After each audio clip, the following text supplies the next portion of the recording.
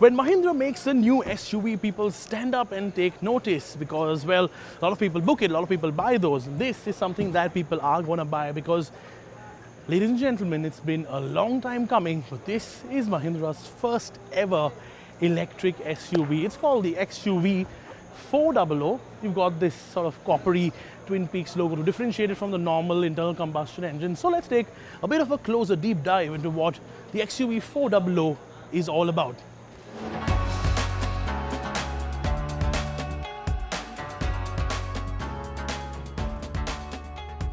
Okay, now obviously this is based on the XUV300, so there are tons and tons of similarities, and there are of course changes that you would expect from an electric car. Like for example, it doesn't have an engine under the bonnet here, so you don't really need cooling and big radiators, so the grill's been blocked off. But unlike other cars who completely block off the grill and give sort of this smoothened out feel, Mahindra's gone ahead and put like these little indents in the grill that make it look like it's a grill sort of thing.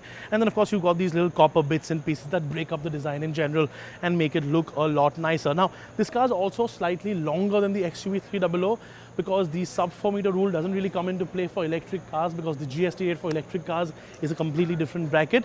So it's not going to make it a lot more expensive than what it would be if it was just a sub 4 meter or 3995, 3999 car. But overall, in terms of design, again, getting into this, I like the way they've used these copper bits on the bumper, on the grille, in the wheel sort of design, and of course on the roof. And that's not something that we regularly see because if you talk about a two-tone roof, you normally see the blacks and the whites and the silvers and the grays. But a gold or a copper color is something that I haven't seen since the American cars of the 50s and the early 60s. So that's something that's cool. And of course, a lot of people are going to buy a white Mahindra SUV, isn't it? It's like a staple color for them. There are more colors. The blue's nice, the black's behind us. We'll talk about them a little later tomorrow when we actually drive the car and we bring out that review or that video on the 11th. But overall, what do you think about the way it looks? I think it looks rather nice. But now let's talk about the big thing you guys really are come here to watch and see and hear about, those specifications. So let's quickly talk about the specs before we actually get inside. It's 110 kilowatts, so that's about 150 horsepower and 310 Newton meters of torque. Battery figures 39.4 kilowatt hour, and it is IP67 rated, so it's got a decent amount of waterproof and dustproof resistance. 0 to 100 gets done in just 8.3 seconds. 0 to 60 is just 4 seconds, and you get an ARAI range of 456 kilometers, which is higher than the Nexon EV, even the newest Nexon EV with the extended range. It also gets fast charging capabilities, so 0 to 80 on a fast charger takes just 50 minutes, and that's great because 50 kilowatt chargers are something that we are seeing more and more of. And you get a limited top speed of 150 kilometers per hour.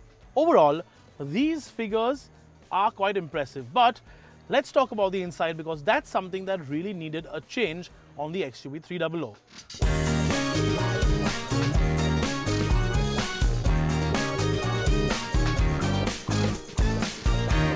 Okay, now, one of the biggest things that we've been all screaming about with the top of our voices from all the rooftops since the XUV300 came into the market was the fact that the interior just looks dated. It looks older as compared to all its contemporaries. It just doesn't look as fresh, as modern as it should for a car in 2022 or even a couple of years ago. They have changed bits and pieces. What they've done is change the color palette. Overall design though stays the same, and that is a gigantic opportunity lost, Mahindra. Why have you done this? Why don't we have a much larger screen? Why don't we have a completely new center console? That's something that could have been done. That's money that should have been spent instead of spending it somewhere else. Even if this came at an overall price premium as compared to whatever the car will be priced in when the prices are announced in January. This disappoints me. I mean, yeah, fine, okay, the copper bits all around, copper colored bits all around, like the new Twin Peaks logo or the copper sort of finish on the AC knob and the volume control here, and the BMW-like shifter has a bit of copper on it. But overall, it's an EV. It needs to scream and shout tech, and this doesn't scream and shout tech. It's just a little underwhelming. No, in fact, you know what? I'm not going to be mild with my words here. It's very underwhelming. This is a giant opportunity lost for Mahindra.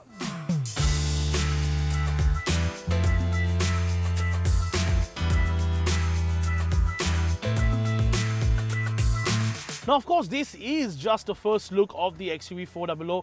We will have a more in-depth review of the car, including driving dynamics, etc., and how just it feels like to drive on the 11th of this month in a couple of days. So stay tuned for that. For now, though, this has been a bit of a mixed bag. It impresses in terms of specs, and I like the way it looks, but the interiors still leave a lot to be desired.